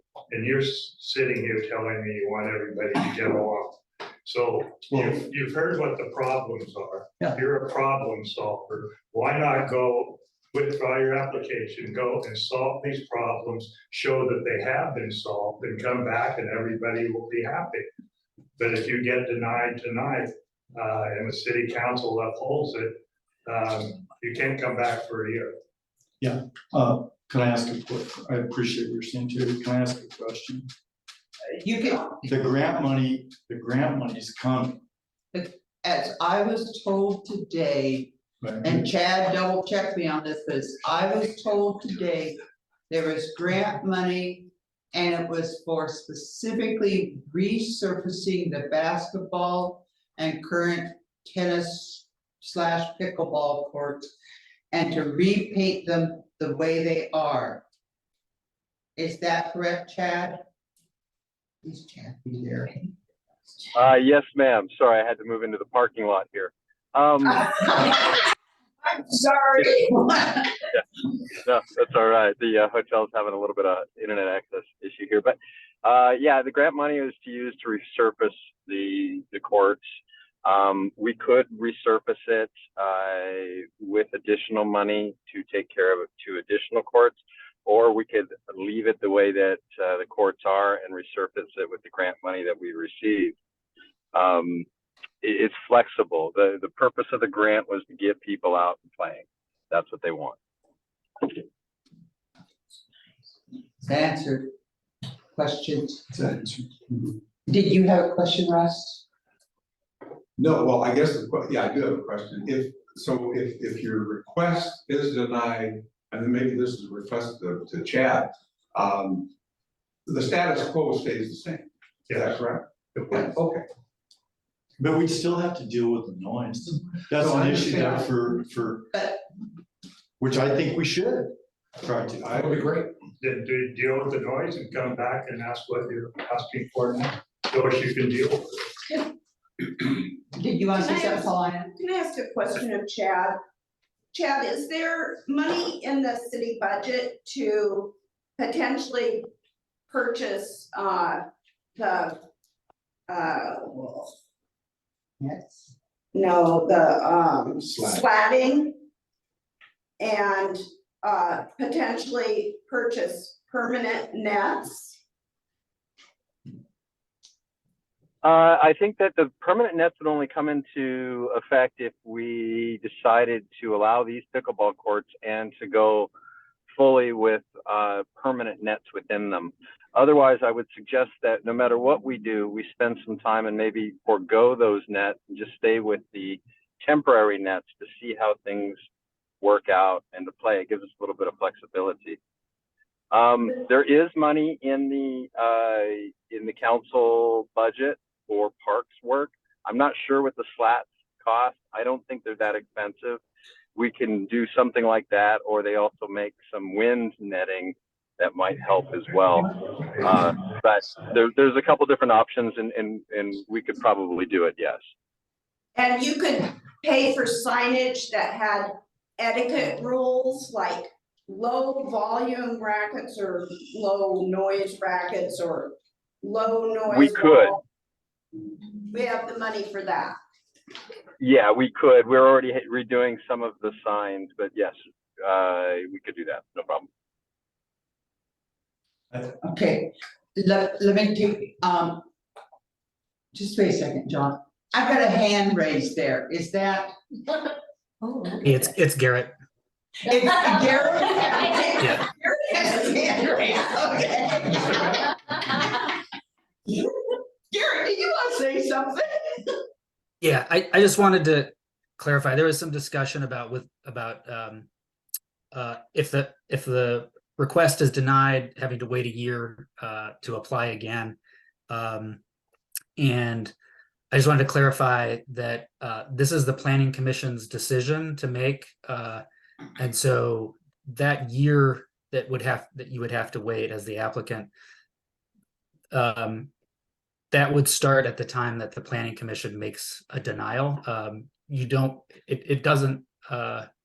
not after the city council upholds the planning commission's decision on appeal, which might have been suggested. It's a planning commission decision tonight. If it's denied, you have to wait a year to apply again. And I also don't want you as the applicant to feel pressured to do that. You asked for this proposal, and you have your hearing here for the planning commission to make a decision. So I'll leave it at that. Thank you. Okay, all right, John. This is for Chad. Is it okay if I sit down? Yes, we're starting. You may sit, you're getting old, I know. No, I know. Chad, I don't know if this is more in the category of advice, but per Terry's point, if we end up at a point where some more evaluation of this ends up happening and maybe some more noise abatement process occurs or efforts occur, I would recommend some kind of a acoustic study. I don't know if that's an expensive thing to do. I would think you just put a mic up and you spend a weekend listening to it. Because we have to have a baseline. If we're gonna try to fix something, we have to know if we're fixing it. So I would just like to recommend that if we kind of like when you put the traffic lines down, the rubber things that people run over, we do that for a reason. We've got to get a baseline to address changes that we might want to make. So if we end up in a position where the applicant may or may not withdraw, it's entirely up to them, and resubmit something in the future, I would suggest that we get some kind of a baseline of this problem that everybody's complaining about needs to be measured in some way. The baseline is the sound of birds. I see that, and that's something that we might be able to do. Engineers always sound expensive every time we bring them in, but I think that, we haven't received any complaints until this issue came to the city. We would have worked towards taking care of some of the noise abatement issues if we had known or been aware of them. But like I said, until these letters started coming in, there was only 2 other times within the 3 years that people were playing that noise became an issue. So we haven't done anything with it. Okay. All right. You've said what you'd like to say. I didn't appreciate your comment there, Terry, to be honest with you. You know, it would be okay if we kind of as a group and then come back and you know, talk to you guys about whether we pull the application or not. Would that be okay? Or Start the clicker, 5 minutes. sure, right? It probably wouldn't take longer than that. Yeah. No. Would it be okay if it just, because I don't want to make that Wait, decision by myself. okay. I need to follow some guidelines here. So you are saying, what would you like to do? So we can make sure we all understand. Okay. What do you want to do? Well, that's what I was gonna ask. I You don't wanna- want to talk to your parties. Yeah. All right, then this is appropriate. We're going to take a 5-minute break. We've all been sitting here. We need to stand up and stretch. We are going to take a 5-minute break and we'll reconvene at 4 till 8. I've given you 5 minutes. Sounds good, thank you.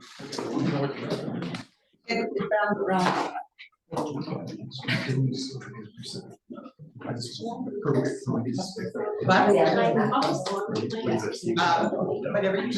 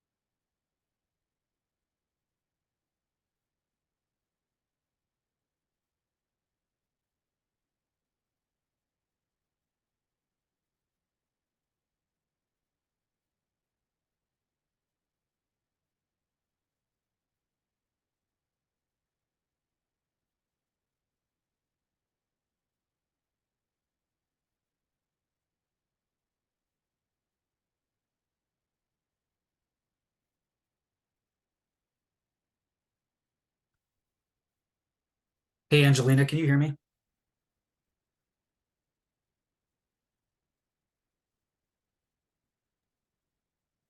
He may have muted, so they might not be able to talk right now. All right.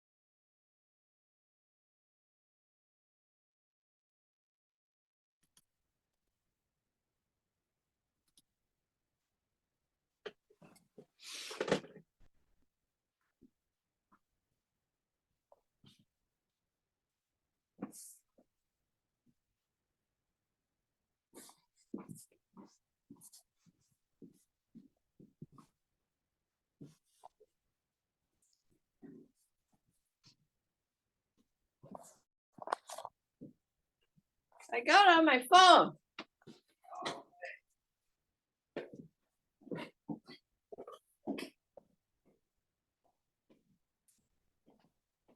Whoever just came on their phone, go ahead and push mute. We can hear you talk back there. Thank you.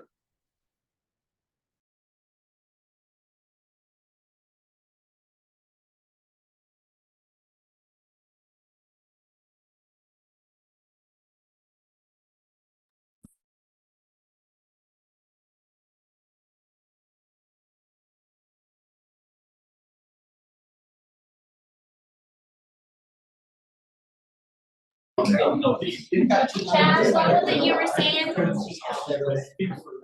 Well, you don't have to, if somebody. Then I would say that you have a financial. Did you hear what he said, Jared? Yeah, hey, so we just had somebody join on the phone, and we were reminding them that they weren't muted. I would also say, if commissioners are deliberating on the application, they should stop until. Can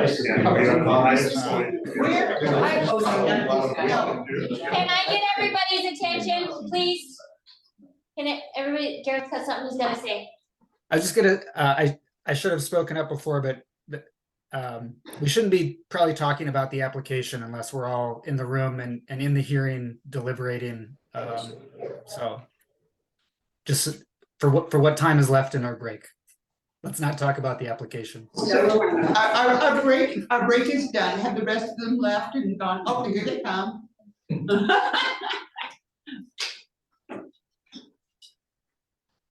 All right. Okay, so we're reconvened. We took our little break, and that's quite Robert's rules, so we're good with it. So, Mr. Hamer, you had a conversation with your group. Yes, Would you like to share it? sure. All right, please. We decided we'll pull the application and try to mediate some of the issues that are there. Okay. So noted. The application has been withdrawn. Do I need to do anything else, Garrett? No, you can close the hearing. Okay, I will close the public hearing. Trees. We will. Can I say one more thing? You may. I mean, I was encouraged by pretty much the whole thing. I was just a little discouraged by a couple of comments that were uncalled for. And it's discouraging when you're in government and you're a leader. That was uncalled for. Excuse No, me. It's This just discouraging. is Mr. Hamer's time to speak. Yeah, it was just a little discouraging. You know, I guess I expect more. All right. Thank you for your comments. Thank you for the people showing up tonight. This is how we work through things. I hope that we can work through things for you because we all see your sincerity. We appreciate you coming tonight to present this. Thank you. Thank you. I closed it. I closed it. Thank you. I closed it. Thank you. Thank you. I closed it. Andrew, it's very draft. You came over and looked. I did, thank you. Yeah, I'll remember that. I'm sure you will. We have one more issue in front of us tonight, the tree permitting process draft ordinance modification. We received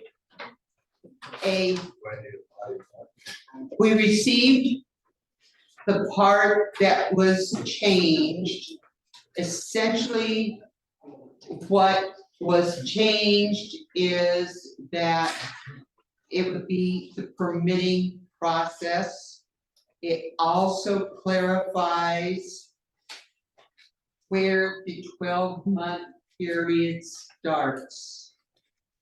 What we need to do tonight, okay, the words did come out right, is that we need to see if this meets what we're looking for.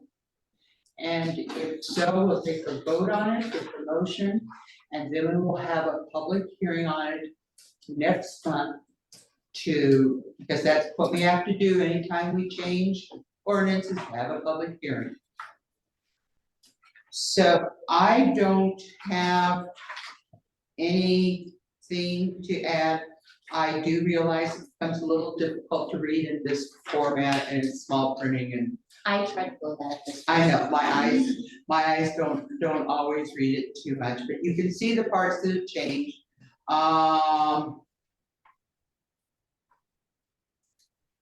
So are there any, you've read through it?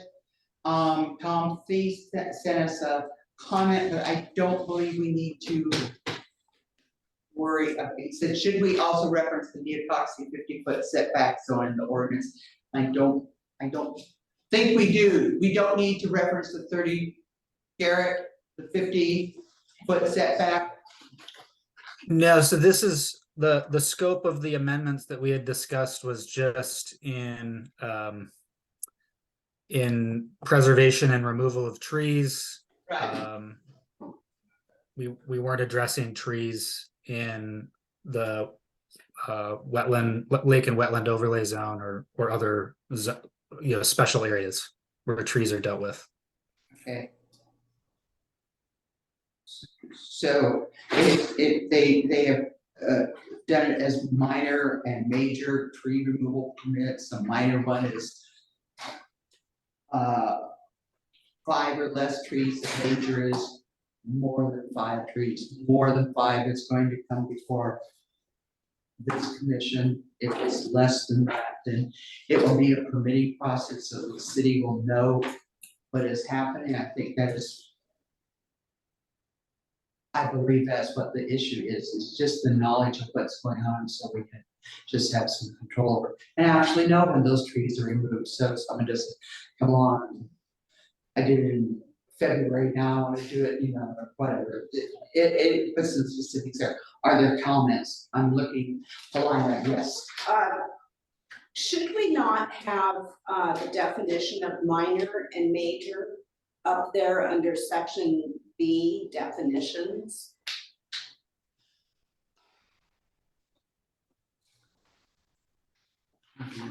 I mean, you could take a minor or a major, it could mean the size of the tree, or, I mean, unless you define major or minor, how do you know? Someplace in here because I knew it was. I think it's on there. Garrett, Yeah, Well, so Sarah- we've essentially dealt with it in line in the text so that people don't have to cross-reference definitions. So we'll take your direction and we can add definitions if you'd like us to, but under what's labeled as section D requirements, number 2, 1 or more minor tree removal permits may be granted for the removal of up to 5 total trees within any 12-month period. And then in number 3 below that, removal of more than 5 trees within any 12-month period may be permitted as a major tree removal permit. If you think that there could be confusion with others reading this and that definitions would help, we can do that. As long as it's clear to everybody. The other comment I have is, I put this under number 2, and it's similar to what Tom was saying. On the 1 or more minor tree removal permits may be granted, blah, blah, blah. I said, I just added something like, or other restrictions such as riparian or aquatic zone. Because, and I understand that you can't necessarily, I mean, is there a permit already in place if I need to have a tree go down that's in the riparian zone? Yeah, so we can Because it's been an cross-reference requirements in other parts of the code as an educational matter to make sure that applicants reading it don't get confused and think, oh, anywhere in the city, this is all that's required. But it is the case that if the code requires, if the zoning code has extra requirements for cutting trees in a wetland, for example, those requirements apply whether or not we say so here. And so saying so here, adds cross-referencing. It can help people understand that they need to look somewhere else in the zoning code if they're dealing with a wetland, for example, or a riparian area. It also adds to the code's complexity and things that need to be updated in the future when other parts of the code are changed.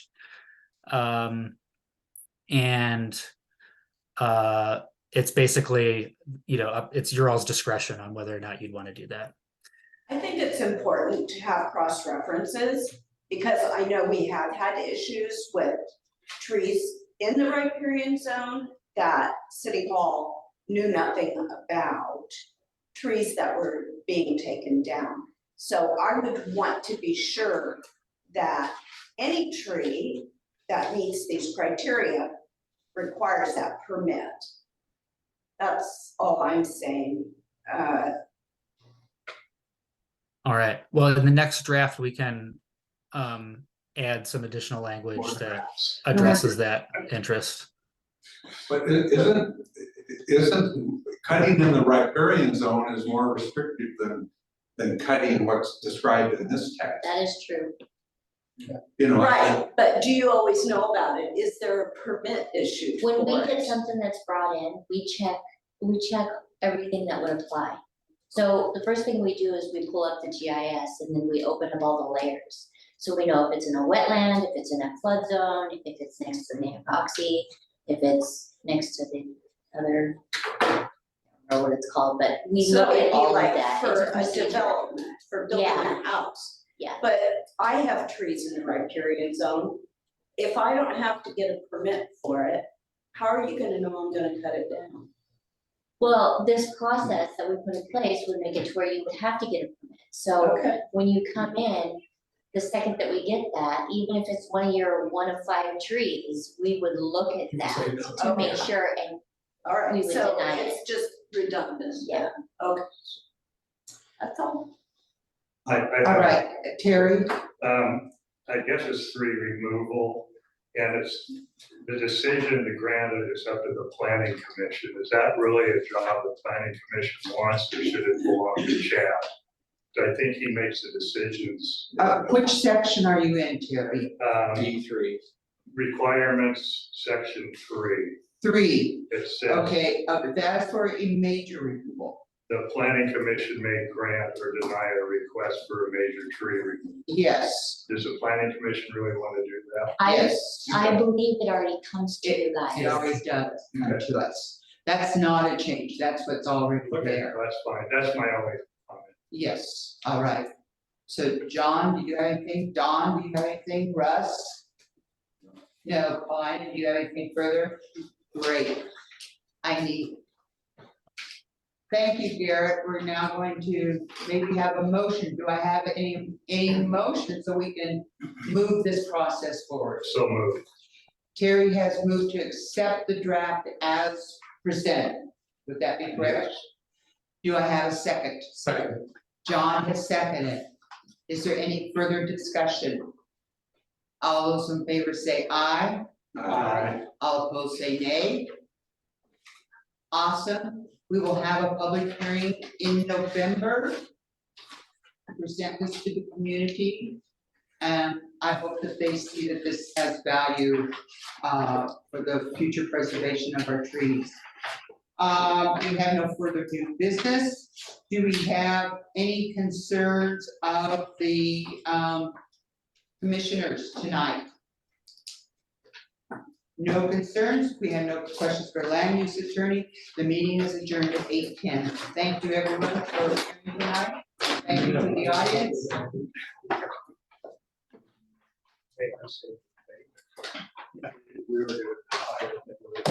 Bye, you guys. They would have ended up waiting a year.